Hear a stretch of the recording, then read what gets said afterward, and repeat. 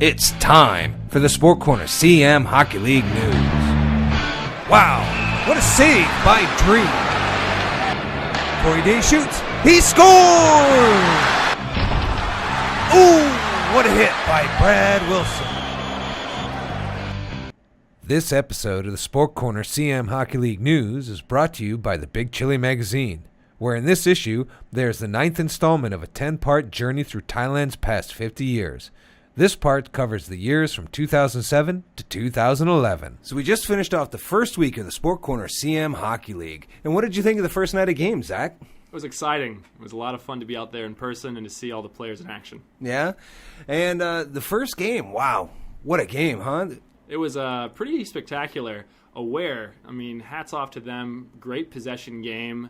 Really just controlled play. But Hertz, through almost two full periods, was up 2-0. They came out with some opportunistic goals, but then third period came along and Aware's game finally came together. Yeah, well, this was a big game that everybody was looking for because it was the rematch from the championship from last year. So Hertz kind of did what they did last season at the championship game, which is they got a lead. This one, they got the lead in the second period, and they scored 2 goals. The first one was from Steven Sproul, and the second one was from Patrick Forstner. As I said, 2 opportunistic goals. If you take a look at the stat sheet, 2-1 shot advantage almost for Aware throughout the game.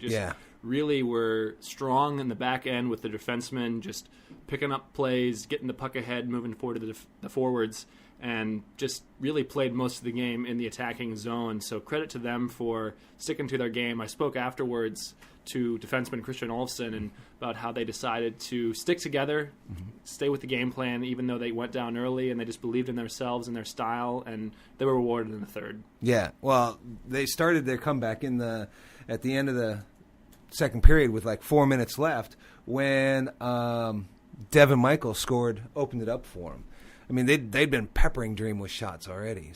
And he played really well. Credit to Dream, about 30 minutes or so of really strong play.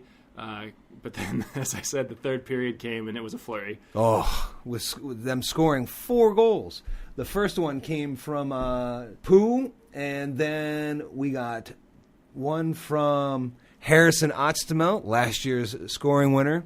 And then the youngster from Pattaya, Aaro, wow, he put on a show last night, too. Really, ended up being the player of the game there for the 2 final goals there. But the thing I want people to notice is the balanced scoring there. Yeah. Nobody really stood out as dominating the game. It was simply top to bottom, strong effort from across the Aware team. Yeah, definitely. I was just amazed at how much in the third period that Aware just they kicked it up one more notch, one more level, and it was like, Hertz just couldn't stop him. No. 5 unanswered goals. Yeah. So, and then Aaro from Pattaya, put on a great game. Youngster, I'd hope to see him back in the SHL. He was substituting last night. So, and I got a chance to talk to him after the game for the Player of the Game interview. I'm here with the Rolling Stone Pizza Player of the Game, Aaro. Congratulations. Thank you. Wow, great game. 2 goals. Yeah. Beginning it was a little bit tough, not easy. Haven't played for a long time here in Big Ice, so I was lost, but luckily I get few goals, so better end for the game. And what went through your head when you scored that last one? I don't really know. It was a nice feeling. I didn't score. I had a few chances before that, and I didn't score. And now I was pre-goal away, and it feels nice. It feels good for the confidence. Excellent. Well, congratulations again. Thank you very much. Thank you. Yeah, he's definitely got some flair. You can see it in his style, and you need that, in a scoring player. You want them to have some confidence in themselves, and he certainly has that. Oh, yeah, he does, definitely. He's a lot of fun to talk to. I've talked to him a few different times. I've played against him, too. He's quick. So, and then we had our second game. What did you think of that one? I really enjoyed the second game. Much more balanced. It was really great back-and-forth action for the first 2 periods, but then finally in the third, Novotel Spitfires just kind of pulled away. But overall, a really solid game. Mm-hmm. Yeah, definitely. I mean, you had lots of passing from both teams. Not a lot of shots, really. I mean, the overall shots was 24-14. Not an excessive amount of shots. Not like Aware peppering Dream, but still. And Captain Brad Wilson with that one-timer. Oof.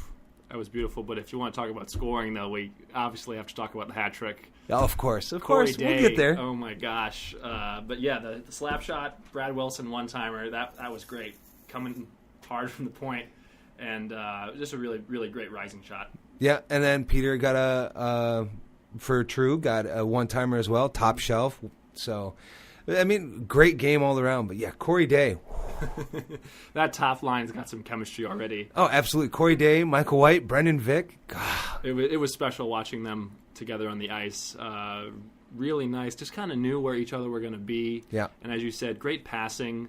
Didn't always work out. One thing I'd like to see moving forward is kind of a shoot-first mentality. Mm-hmm. You see, it's a positive thing that people want to be unselfish. They want to try and get a better shot for one of their compatriots. But I think here with this kind of league and with the level of talent that we have, it's a little bit better just to kind of take the opportunities when you can take them. Yeah, I totally agree. And so as you were saying, Corey Day, he got a hat trick last night and an assist. 4-point night, yeah.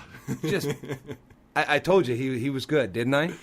Yeah, before the season even started, I think we were speaking in our opening podcast that you said this is a player to watch, and clearly already through one game. So as we said, Corey Day with the hat trick and an assist 4-point night was an easy choice for player of the game. Dom, you gave him an interview after that. It's always a pleasure to talk to him. He's so humble. Always gives credit to his line mates. I mean, and he's got some really top guys in Michael White and Brendan Vick. But yeah, it was good to talk to him after the game. I'm here with the Rolling Stone Pizza player of the game. Congratulations, Corey. Thanks, Dom. Appreciate that. Wow, great game. 4 points, a hat trick. Well, when you get traded, you get fired up a little bit. I can Since I imagine. wasn't wanted by Aware, I thought I'd help out the new team as much as I could. And the line mates are so good. That last one I whiffed and it still went in. So great team. Excellent. And what's your plan for the next game? Keep going. It'll be hard to get the motivation. Lance was playing a net after he stood on his head last year and then getting traded. So next time it will be as much motivation, I guess. Excellent. Well, congratulations again. Thank you very much. Thanks, Dom. Appreciate it. Now, going into our second week of games, at 8:30, we have Aware facing off against the Novotel Spitfires. Two top teams so far. They both won. What do you expect from Aware? It's going to be exciting. With the second round of games, as we talked about, Aware with their puck possession style, how are they going to be able to play up against a more talented team offensively? Mm-hmm. By contrast, Spitfires, we want to see, can their offensive game continue to have that high pace playing against more of a possession team? Well, absolutely. And coming up against some of the top defensemen in the league, you've got Patrick Lumbach, you've got Yohoni Ias, Christian Olofsson, and that's just to name three of the defensemen. Their point men are talented. Yeah, incredibly talented. What do you think the Spitfires really, what do they need to focus on? Really, I would like them to not change their game. Mm-hmm. Stay offensive. Yeah. With Aware, they're going to be trying to play a possession-style game. That's their strength. Yeah. Take advantage of your opportunities. It's kind of like Hertz did, right? Mm-hmm. Hertz, they were playing from behind. They were playing often in their zone, but they took a chance and were able to cash in their first opportunity. Sadly, couldn't maintain that ability throughout the course of the game. I think with a slightly more skill level on the offensive lines there for the Spitfires, let's see them bury those chances and maybe put Aware back on their heels, kind of like we saw in this game in the first week where they had to come from behind. Yeah, definitely. And I'm really hoping to see Brendan Vick, Michael White, and Corey Day to really start to gel. You could kind of start to see it happening in the game in week one, but it'll be impressive to see what happens from there. Sure. And then in our second game, we have True facing off against Hertz. Two teams with a chance for redemption. They're both going to come in hungry after a week one loss. Yep. So it'll be good to see them with a different style. How can they play maybe more their style of game after having to play against, for Hertz at least, having to play against Aware, really having to play on their heels for most of the game. Yeah. Let's see if they can take some charge and move forward. One player I saw in Hertz who, in a losing effort, had a really great game, though, is Danny Bryan. Had a really nice game on the back end. Yeah. Was quick, had pace to his game, had an assist. I'd like to see them, moving forward, how they can do. Yeah, I think he started off the game as a forward, and then later on they shifted him back to defense. But, I think it would be, in my opinion, I think it would be good to keep Andy up on forward. He's got great vision on the ice, and he's got some speed. And pairing him up with Justin should be really good. What about the True team?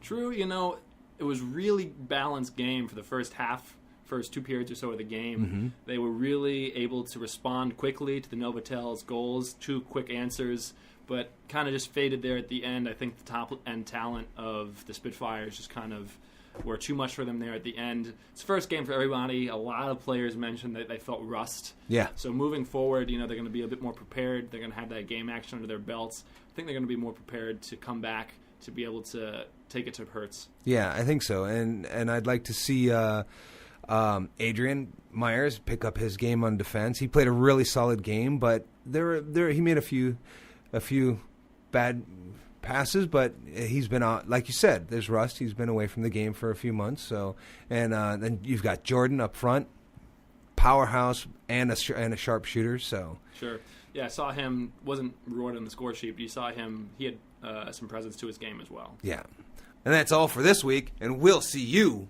at the rink. The opposite was very strong. I was good.